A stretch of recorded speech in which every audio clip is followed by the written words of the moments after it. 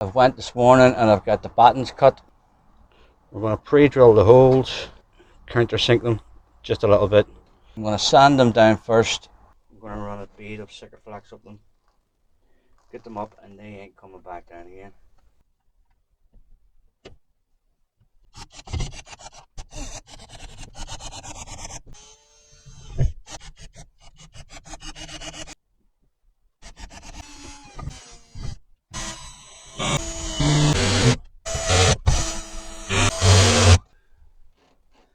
That is it.